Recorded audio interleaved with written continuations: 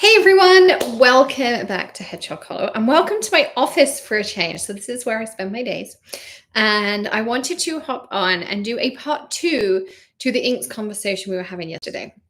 So we'll do like techniques and things like that, but we were talking about what ink pad to choose, when to choose it, all those kinds of things. And a few of you dropped in the comments some other ink pads. I did lots of research on ink pads last night, so I can answer some of the questions. Excuse me. The first one that people asked me about was the new Simon Hurley, or I guess it's not as new now, but the Simon Hurley Stella ink pads. So they are going to be a dye-based ink pad. So everything I said yesterday about dye-based inks is going to apply. And the only difference is he has a foam pad, like the Baker Forte ones, rather than the felt. And they say they reformulated the ink slightly, I think like tweaked some colors and things. But overall, it's a dye-based ink pad. Something else I wanted to point out is if you want to stamp on dark cardstocks, you need to use pigment ink or a glue ink with a kaleidoscope or a glue ink with a embossing powder, because your dye inks, if you remember what I said, they soak in. That's why you can use your oxides as well on dark cardstocks, because they're that dye pigment fusion. So it kind of gives you that little bit of both. So that was that. Then I went and looked at, so I have another screen over here. So if you wonder what I'm looking at the ink pads because I left tabs open so I could tell you all and we could talk about them. So Lisa Horton, I went and looked at her ink pads. So the metallic ones, the Cloud 9 pads, they are going to be pigment-based ink pads. So again, you can use them on dark cardstocks, light cardstocks. You can use them on anything you want. You're going to need to really heat dry them, or ideally add some embossing powder on top, because they're pigment. So there's something that sits on top of the paper and you need a way to set it. Okay, so that covers those. Then I found Hero Hue's Reactive Glitz ink. Now I looked at lots of information about this particular ink. Now usually you have to provide chemical compounds, but they seem to only use it on on light surfaces from what I can see. So that would be meaning it's dye-based. Because when you read it, it says, add some sparkle to your stamping with Hero Hue's Reactive Glitz in pink, French pink. Shimmering ink combines the pigmentation of reactive ink with a dazzling glimmer, perfect for backgrounds, catching shine, all that kind of stuff. So the way I've seen it used, excuse me, is, and because it's reactive to water, it's going to be dye-based.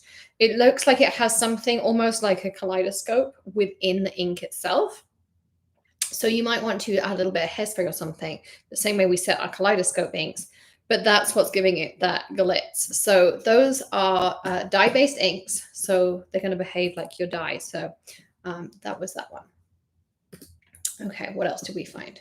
Better Press ink. So that's going to be archival. It's waterproof and permanent. So it's going to be like your archival ink pads.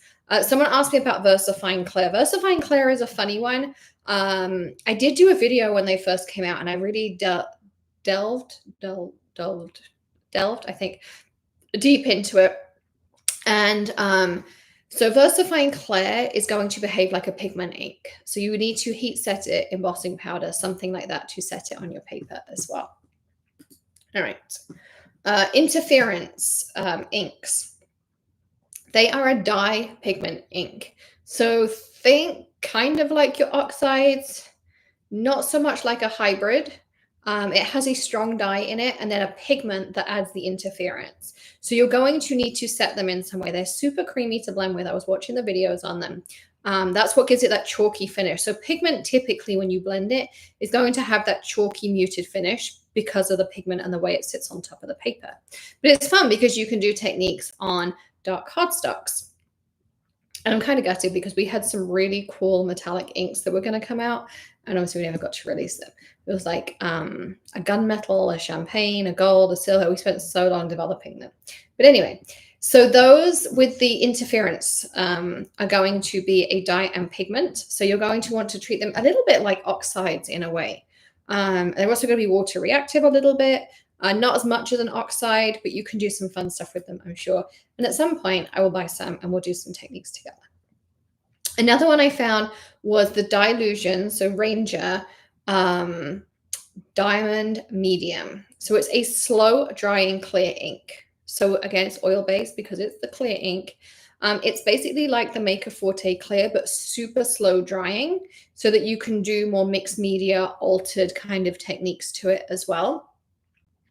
She says it's designed to be used with diamond rocks, which I'm going to guess are like a big, let's take a look. Like an ultra thick embossing powder. Yeah, I'm looking at it here. So it's like an ultra thick embossing powder. For those of you who remember UT, we used to do the clear ultra thick.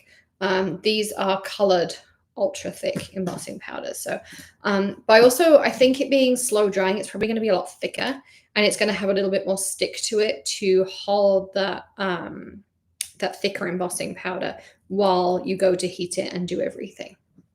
So that's that. What else do we have? What was the last one?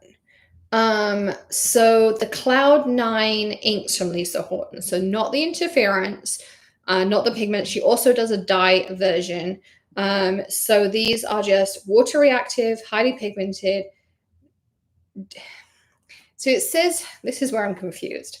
So I looked through all of her inks, and some of them on the label say dye-based ink, and then in the description it says a dye pigment. So I haven't used the Lisa Horton ones, but I would treat them all when you're using them like they have some kind of pigment in them. So make sure you either heat dry them or use a clear embossing powder over the top. That would be my top tip, just from what I've read, videos I watched pros, cons, I watched her videos, I watched other people's videos, all kinds of different things. So I went down a rabbit hole till about 2 a.m. last night as well. Hey, Connie. Hey, Laura, Kathy, Polly, Diana, Misty. Hey, everyone. So I went down a real rabbit hole on the inks last night. But hopefully you found that video yesterday useful on different types of inks, when to use what ink, what to kind of use and when. So remember, we always go with opposites attract. Dye inks are really good for water-based. Your solvent inks are going to be good for, and dye inks are also going to be good for, so they're water reactive and they're great with alcohol markers. Your alcohol-based inks, so like your archival, your solvent inks, there's what you're going to use with your watercolor techniques, your watercolor pencils, those kinds of things. And also remember, if you want to stamp on dark cardstock, you either have to use pigment ink because it sits on top of the surface, oxide the same, because it's a dye pigment fusion, or you need to use a glue ink and then use like embossing powder or kaleidoscope powder or some kind of medium that's going to help you sit on top like that. Okay, so lots of tips, lots of different things to think about. So topics we're going to still cover are alcohol markers, alcohol inks, kaleidoscope powders, embossing powders, glitters and embellishments and that kind of stuff. Different types of cardstocks, when to use what to select when, all those kinds of things. So as I mentioned yesterday, we're going to go through this like basic series, and we're going to talk about all sorts of different things, and then we're going to build up our techniques. Now, I will be live over the weekend. I have some super exciting things to share with you, which I'm really, really excited about. I'm also going to do an exclusive live, actually, I think probably 2 exclusive lives for our channel members, because there's some really, really cool stuff going on behind the scenes and we can't put it out there yet. But if you are a channel member, you can come join me over the weekend for a couple of exclusive live. I can't even talk. Exclusive lives. And we're going to share all the details, the behind the scenes stuff and all that. If you're not a channel member, you can join down below. I think it says that there's a little join button underneath where I'm talking to you all. But right now, I have a very exciting delivery, which will be the subject of one of our lives on over the weekend. And then I got something really new and cool coming to the house. I'm really excited. And then I'm going to my friend. She owns, so I know lots of you are local. Actually, let's just talk about local for a second. So, couple of things. One, I know quite a few of you are local. So I'm going to the first birthday celebration of the Salt Caves in Lakewood Ranch, which is so cool. It's such a cool place. It's the only one around here. And my friend Myra runs it. It's her first birthday party. So I'm trying to get to that. I'm hoping that the guy turns up and we're quick and I can get out of here. And I can make myself look pretty and we can go. Two, I've spoken to lots of you who are local, and I want to try and put together like a little crafty lunch and learn, like I did my techie one for my SEO. I want to do a crafty one. So if you're interested in that, let me know. And then the third part of that is I have been going through stuff in the craft room and figuring stuff out. And so like today I found a ton of paper packs, just a box of random paper packs. So what I did was I listed them in the store as you get 5, because it's like one of almost everything. And it would take me forever to list each one individually. So what I did was I listed them as goodie bags of 5. So there's lots of 5 paper packs, and each one will be different. There's lots of 5 foiling ephemera and 5 what was the other thing? Oh, simple sayings in there. Plus there's still a few ink pads left, not many. I was surprised how quickly, particularly re-inkers, just disappeared. So there was that. But what I was going to say was I also have the same with stamp sets. Like I grabbed some and I found some boxes. That's what happens, I guess, when you finally unpack the garage, with some stamp sets in it. And then I've got a couple of other things, like Tilly had grabbed some and they were in her craft box that we found because we finally unboxed her room. So I'm not sure about just listing each one individually. So I was thinking about doing like a local like garage sale style, first of all. So you guys could come and you could pick out stuff you wanted. I don't know what to do for people who are further away yet. But if that's something you were interested in, is just like you could come here. I would open it, put the boxes out, make it nice. We can all kind of get together, make coffee, do that kind of thing. So if you're interested in that, I put my email in the description below. Send me an email and let me know, because if I can get maybe like, I don't know, 20 people to kind of be interested, then I'll host something here at the house or at my office, which is over by the Sarasota airport. And we'll do some kind of thing where you can come in, you can look through everything I've got, see what you want, and we can have a crafty time. We can have coffee. We'll get cool cakes. My friend owns a little local bakery she does from home. She makes the most amazing cookies and cakes and stuff. So if that's something of interest, then let me know. And we'll schedule it probably for sometime, probably in August, like a Saturday or Saturday or Sunday. How much of flights and dance Sarasota? I don't know. I mean, if enough people are interested and we want to do like a whole day thing, we could do that too. Like I have access to lots of things. I don't know. So in the comments, if you're watching this and it's not live, give me your ideas. Like, should I arrange like a crafty get together in a hotel? Should, like, for a day? Should I just do something in my office? Should I do something in my house? I don't know. I'm open to ideas. Is what I'm saying. So it'd be nice to meet everyone. And then, because like listing, as I say, we're listing 1 or 2 stamp sets is kind of hard. When you've got one, and then we all know how many stamp sets Make a Forte have, because I know lots of you have all of them. So I just wanted to throw ideas out there. I'm going to hop off because I'm going to go see where my delivery guy is. I can see him on a map.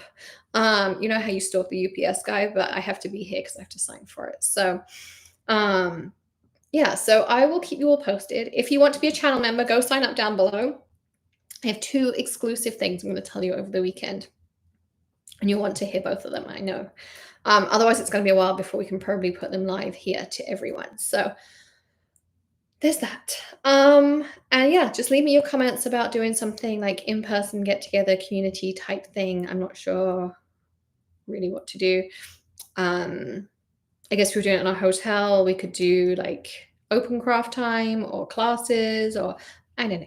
I don't know. I'm putting it out there into the universe, and I will let the universe decide what we should be doing. So anyway, I will speak to you all very, very soon. If anyone needs anything, just let me know. and I will keep you all posted with some updates. I'll still be live doing our foundation series, these tips, tricks, everything you need to know about. And as I say, we'll have 2 exclusive lives for our members as well. So I'm super, super excited. And I'll post some pictures on Instagram, L1FE in Wonderland, about the salt caves too. So if you're local and want to check out a salt cave, it's super cool. And I'll see you soon. Happy crafting. Bye-bye.